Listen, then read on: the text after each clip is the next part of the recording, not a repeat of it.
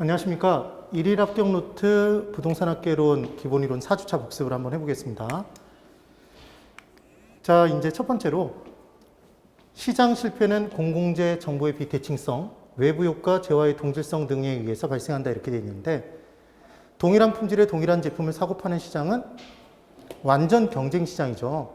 그래서 부동산 시장은 기본적으로 재화의 이질성을 띠죠. 그래서 틀린 문장입니다. 해설: 시장 실패는 공공재는 비경합성, 비배제성의 특성을 띠니까 얘를 시장에 맡겨놓으면 과소 생산돼서 시장은 실패한 것으로 본다. 그 다음 정보의 비대칭성 문제 때문에 정보를 가진 사람이 정보를 가지지 못한 사람보다 초과한 이윤을 누려서 시장은 실패한다. 외부 효과: 정우 외부 효과 좋은 건 누군가 나서서 만들지 않으니까 좋은 게 과소 생산, 나쁜 거 부의 외부 효과는 과다 생산돼서 시장은 실패한 것으로 본다. 그 다음 독점이 발생되면 불안정 경쟁 시장이 됨에 따라 기본적으로 그 기업이 초과한 이윤을 누려서 역시 또 시장은 실패하게 돼 있습니다. 그리하여 지금 재화의 동질성 부분이라고 얘기를 해서 얘가 틀린 거죠. 그래서 1번은 X입니다. 그 다음 이제 3번. 부의 외부 효과의 경우에 얘는 주변에 있는 다른 제3자들에게 경제적 불이익을 끼치는 경제 행위를 부의 외부 효과라고 얘기를 해요. 그럼 부의 외부 효과의 경우에 사적 비용보다 사회적 비용이 커지는 문제가 있다. 판단해 볼게요. 부의 외부 효과는 나쁜 거예요, 여러분? 나쁜 거죠. 그러면 나쁜 거니까 정부 입장에서 판단한다고 말씀을 드렸어요. 그럼 사회 전체적인 비용이 커지니까 나쁘겠네요. 그리고 사회 전체적인 편익은 작아지니까 나쁜 것이죠. 나쁜 것. 그 다음 이 나쁜 것은 낯들고 들어오면 두거. 그래서 님비 현상이죠. 나쁜 거는 내 뒷마당에도 들어오지 말아라. 이 얘기였죠. 그 다음 코호재 정리. 부의 외부 효과를 발생시켰을 때 손해를 입는 사람에게 손해배상 청구권을 갖도록 만들면 어차피 손해배상을 해줘야 되니까 처음부터 부의 외부 효과를 발생시키는 행위를 막을 것이다 라고 얘기하는 게 코호재 정리죠. 그래서 코호재 정리는 부의 외부 효과와 관련이 있습니다. 기억하시는 방법, 코정라다, 코브라다, 코브라 이렇게 기억하시면 되겠죠. 그 다음 정의 외부 효과는 좋은 거예요. 그래서 사회 전체적인 비용이 작게 드니까 사회 전체적인 비용이 작아지니까 좋은 거고 사회 전체적인 편익은 커지니까 좋은 거네요. 그 다음 좋은 것은 제발 내 집 앞마당에 들어서 나오. 핀피 현상이었죠. 기억을 해두십니다. 5. 그 다음 5번.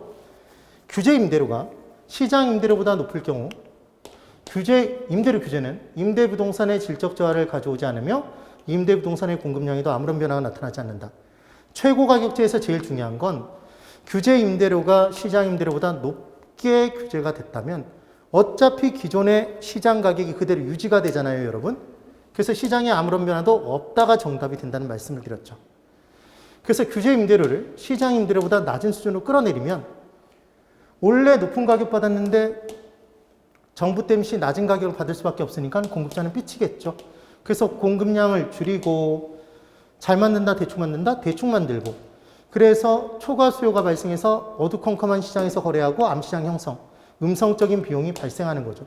그래서 얘는 5가 됩니다. 꼭 기억을 해두셔야 돼요. 최고 가격제의 경우에 문제가 나오면 무조건 뭘 기억한다? 원래 시장 가격보다 높은 수준으로 규제했는지 낮은 수준으로 규제했는지를 기억해 두세요. 그 다음 7번. 공공임대택의 공급 시 공공임대택의 임대료가 시장 임대료보다 낮게 공급하는 거죠. 이거 높게 공급하면 말도 안 돼요. 그래서 낮게 공급하면 사적주택가의 임대료 차익만큼 임차인에게 주거비를 보조하는 효과가 있더라. 장기적으로 꼴랑 하나 남는 게 이 내용이었죠. 그래서 공공임대택의 공급 시 공공임대택의 임대료가 시장 임대료보다 낮게 공급이 된다면 장기적으로는 사적주택가의 임대료 차익만큼 임차인에게 주거비를 보조해주는 효과만 누리고 끝나더라. 단기에는 전체 공급주택의 양이 증가되는 효과도 있고 사적시장의 임대료, 공적시장 임대료 둘 다 낮아지는 효과가 있고 그래서 대체할 집이 많아짐에 따라 수요의 탄력성이 커져서 조세 정가를 줄여주는 효과도 있지만 그래서 단기엔 효과 만땅이지만 장기에는 사적시장의 임대인이 공급량을 공적시장에 넣은 만큼 꼭 그만큼 줄이니까 전체 시장의 증가 효과도 없고 수량 증가 효과 없고 사적시장은 원래 균형으로 되돌아가서 임대료 다시 올라가 버리고 그래서 공적시장과의 차익만큼만 보조해준 효과만 누리고 끝나는 정책이었죠. 허탈한 정책. 그래서 얘는 5가 됩니다. 그 다음 9번. 후분양 제도가 있어요. 그럼 후분양 제도는 실제 주택 건설 후 분양이잖아요. 그럼 그때 짓는 돈, 건설 자금을 다 누가 댔을까요? 건설업자가, 공급자가 됐겠죠. 그럼 그것에 대한 이자도 공급자가, 건설업체가 부담합니다, 원래는. 그런데 공급자는 공급 비용이 증가되면 그 공급 비용을 자기 혼자 부담하고 싶어 하나요? 수요자에게 떠넘기고 싶어 하나요? 수요자에게 떠넘기고 싶어 하죠. 뭐의 상승으로? 가격의 상승으로.